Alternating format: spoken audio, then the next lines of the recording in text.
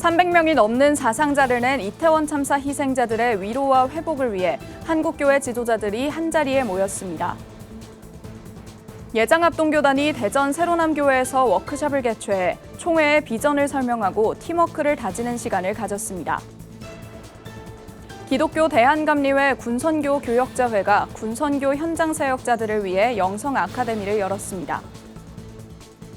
부산 성시와 운동본부가 최근 이단들의 포교 전력을 분석하고 대책을 세우는 포럼을 개최했습니다. 한국세계선교협의회 KWMA와 세계성시와 운동본부가 15일 업무협약을 맺고 선교사역과 전도사역에 협력하기로 했습니다.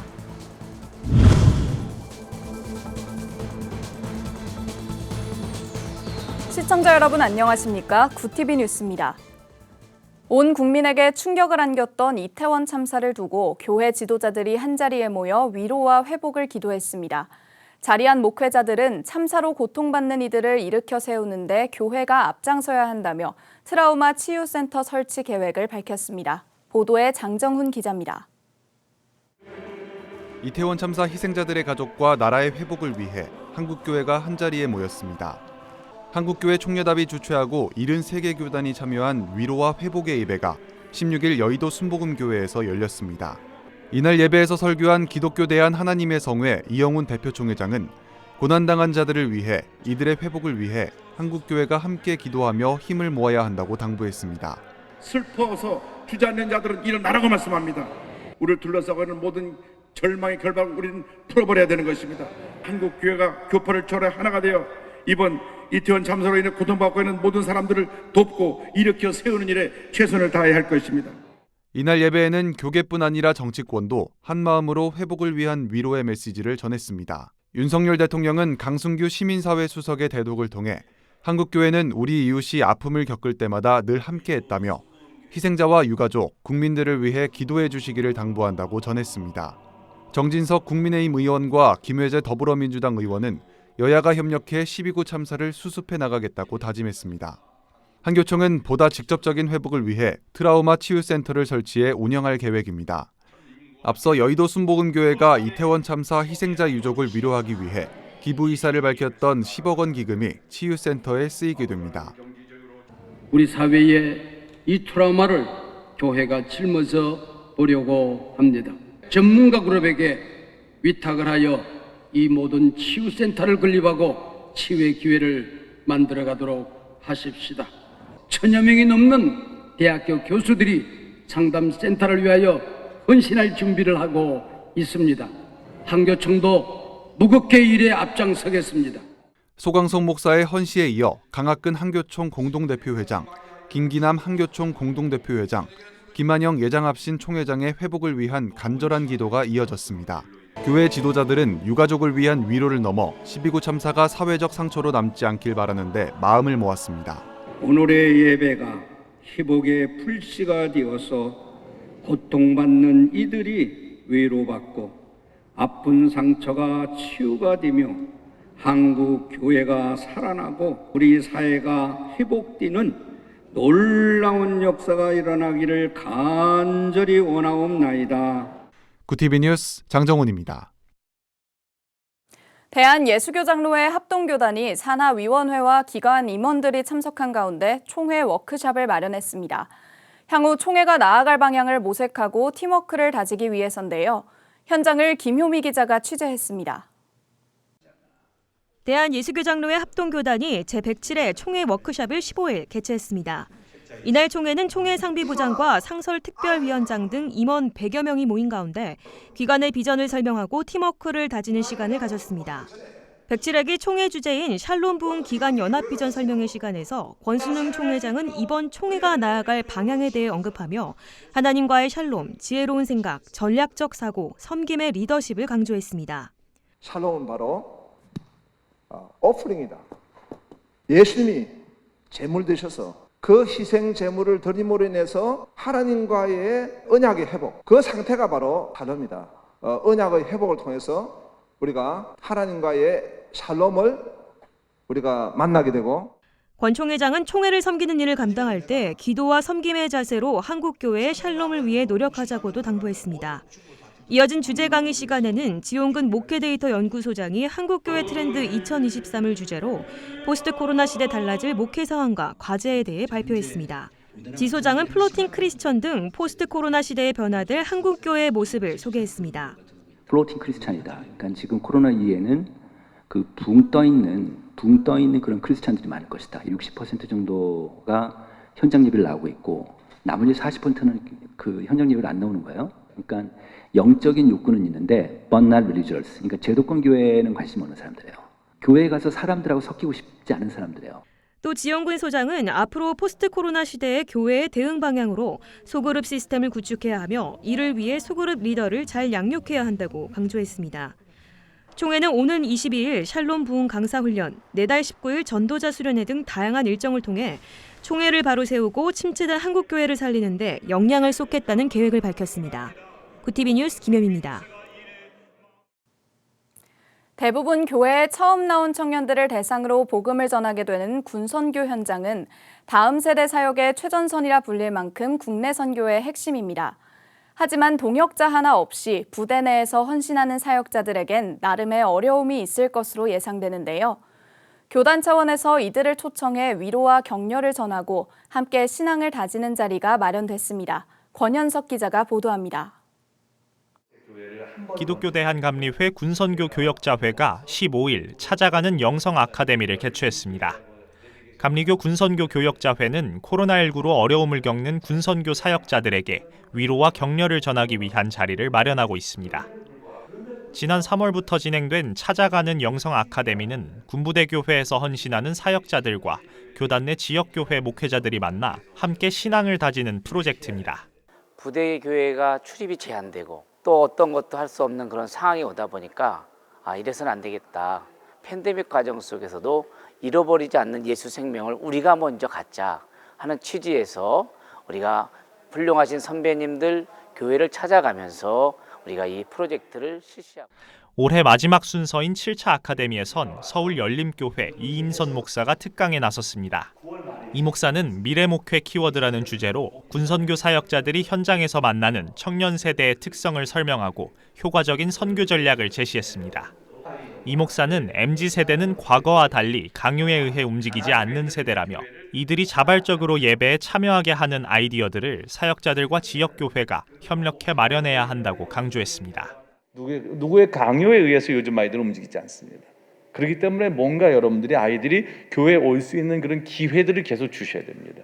그래서 사실 일선교회하고의 협력도 당연히 필요한 겁니다. 전역할 때 지역교회하고 연결시켜주면 제가 볼 때는 예전보다 훨씬 교회하고 결신되고 연결되는 확률이 훨씬 높을 수 있습니다.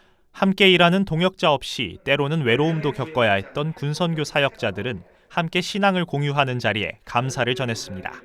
사실 군선교라고 하는 것이 외로운 사역이죠. 왜냐하면 자비량 사역을 해야 되는 그런 사역이고 알아주지도 않는 그런 사역인 것도 같고, 그런데 다양한 영적인 힘도 부어주시고 기도해 주시고 사랑도 베풀어 주시고, 제가 매번 이 모임을 참석할 때마다 도전이 되게 많이 됩니다. 특별히 오늘 같은 경우는 MZ세대를 향하여서 우리가 어떤 목회를 해야 될지 되게 많은 고민들이 있는데 이 키워드에 대해서 저도 많은 고민을 오늘 갖게 되는 시간이 되었어요. 한편 특강이 마무리되고 열림교회는 군선교 사역 현장을 위한 후원금을 전달했습니다. 배홍성 목사는 감사의 마음을 담아 군선교 교역자회가 준비한 감사패를 이인선 목사에게 전달했습니다. 구티비 뉴스 권현석입니다. 부산 성시화운동본부 2단 상담소는 최근 변화하고 있는 이단들의 포교 전략을 분석하고 대책을 세우는 목회자 2단 사이비 대책 포럼을 15일 부산 브니엘교회에서 열렸습니다. 2단 상담소장 탁지일 교수가 최근 2단 포교 전략 분석을 주제로 강의를 진행했습니다. 탁 교수는 최근 이단들의 변화는 전통적인 포교 전략과 코로나 이후 비대면 전략이 합쳐진 하이브리드 이단으로 변모했다며 두 개의 포교 전략이 동시에 이뤄지는 만큼 교회에서도 각별한 주의가 필요하다고 강조했습니다. 본인들의 모습을 감추고 이단들이 요즘 사회봉사 활동으로 치중하고 집중하고 있기 때문에 굉장한 주의가 필요한 시대가 되었습니다. 이어 조하나 이단 상담실장이 교회별 예방대처 매뉴얼을 강의하며 각 교회가 지속적으로 이단에 대한 심각성을 성도들에게 알리고 대비책을 마련해야 한다고 강조했습니다. 한국세계선교협의회 KWMA와 세계성시화운동본부가 15일 서울 동작구의 KWMA 회의실에서 업무 협약을 진행했습니다. 두 기관은 국내 성시화 운동과 평신도 선교 동원을 위해 협력할 것을 약속했습니다. KWMA 강대흥 사무총장은 이주민 사역에 대한 관심이 높아지고 있는 지금 그들을 성시화할 수 있게 세계성시화운동본부에 협약을 제안했다고 전했습니다. 그러면서 두 기관의 협력으로 국내 이주민들과 시민들을 그리스도께 돌아오게 하는 가치 있는 협약이 되기를 바란다고 덧붙였습니다. 2022 한국기독교교육학회 추계학술대회가 지속가능 발전을 위한 기독교 교육의 방향을 주제로 열렸습니다.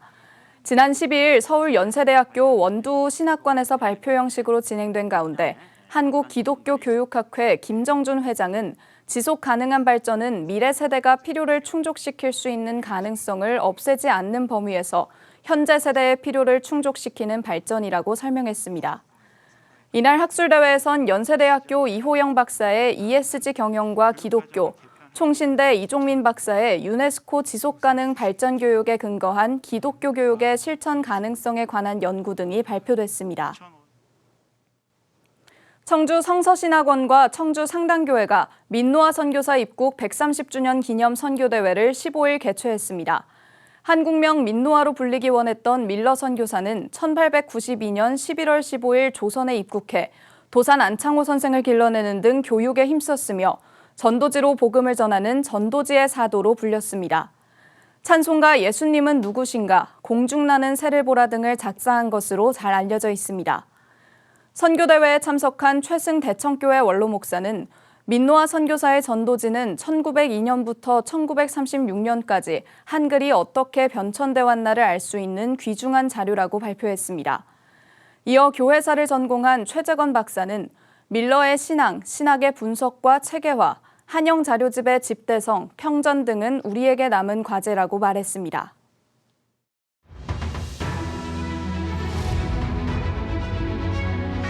오늘의 이슈 포커스입니다. 2023학년도 대학 수학능력시험 하루 전인 16일 응시자 예비 소집이 진행됐습니다.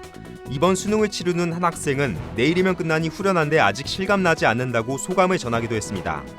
예비 소집 시간에는 방역을 고려해 워킹스루 방식으로 학생에게 수험표를 건네줬습니다.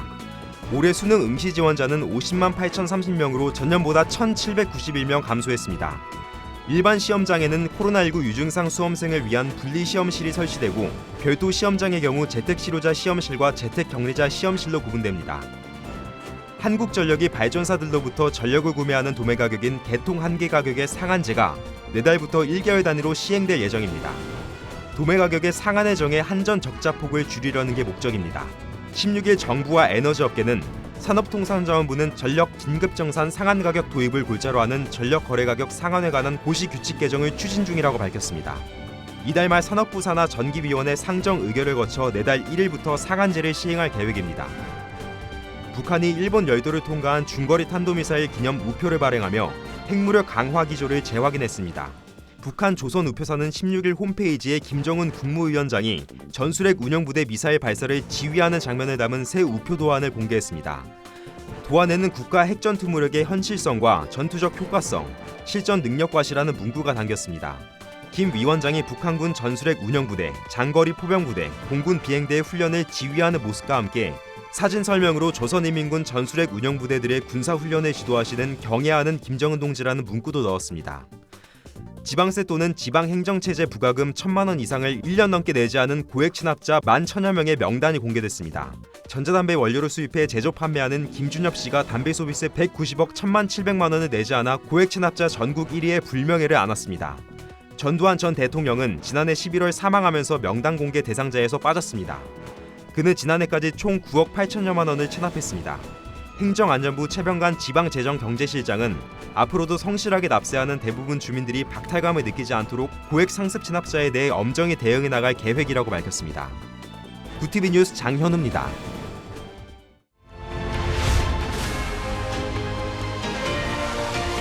구티비 월드와이드입니다. 폴란드 동부 우크라이나 국경 마을에 미사일이 떨어져 2명이 사망한 가운데 이 미사일이 우크라이나군의 요격 미사일로 파악됐다고 AP통신이 16일 미국 당국자들의 말을 인용해 보도했습니다.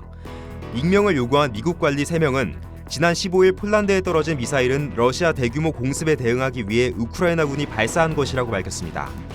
주요국들은 이번 미사일 타격에 대한 폴란드의 진상조사를 전폭적으로 지원하겠다는 방침입니다. 바이든 대통령은 무슨 일이 일어났는지 정확히 파악할 것이라고 밝혔습니다. 반세기 만에 달 복귀를 향한 첫걸음에 나서는 아르테미스-1 무인 로켓이 16일 달을 향해 발사됐습니다. 미국 항공우주국에 따르면 아르테미스-1 로켓은 현지 시간으로 이날 새벽 1시 48분 미국 플로리다주 케네디 우주센터에서 발사됐습니다. 이번 발사 시도는 로켓 엔진의 온도 센서 결함과 수소 연료 누출, 허리케인으로 일정이 조정된 것까지 합하면 5번째입니다. 로켓 상단에 탑재된 캡슐 오리온은 달 너머 64,000km까지 더 나아가는 원거리 역행 궤도를 비행한 뒤 내달 11일 샌디에이고 연안의 태평양에 입수하는 것을 목표로 25일 11시간 36분에 걸친 무인 비행을 마칠 예정입니다. 카리브해 섬나라 아이티의 콜레라 확산세가 진정될 기미를 보이지 않고 있습니다. 현지 시간 15일 세계보건기구 미주본부인 범미보건기구가 아이티 보건부 자료를 참고해 아이티에서는 전날 기준 806명의 콜레라 확진 환자와 8,625명의 의심 사례가 보고됐다고 밝혔습니다. 현재까지 사망자는 169명이라고 덧붙였습니다. 유엔은 더 깨끗한 물과 기본적인 위생시설을 아이티 정부에 제공하기 위해 각국에 자금 지원을 요청하고 있다고 강조했습니다. 6.25 한국전쟁에 북아프리카 모로코 군인들이 다수 참전했다는 사실이 처음으로 공식 확인됐습니다. 주 모로코 한국대사관 정기용 대사가 6.25 전쟁에 참전했던 모로코 출신 군인 8명의 신원을 공식 확인했다고 현지 시간 15일 밝혔습니다. 참전이 확인된 8명 중 유대계 지안 줄리안과 이슬람계 모하메드 라스리 등 2명은 1953년 전사한 것으로 확인됐습니다. 정 대사는 한국에 기여했지만 우리가 모르고 있던 역사인 모로코 참전용사의 존재를 확인했다는 점에서 의미가 크다며 참전용사 확인이 수교 60주년을 맞은 한국과 모로코의 관계 발전의 접점에서 중요한 요소가 될 것이라고 기대했습니다. 구티비 뉴스 장현우입니다.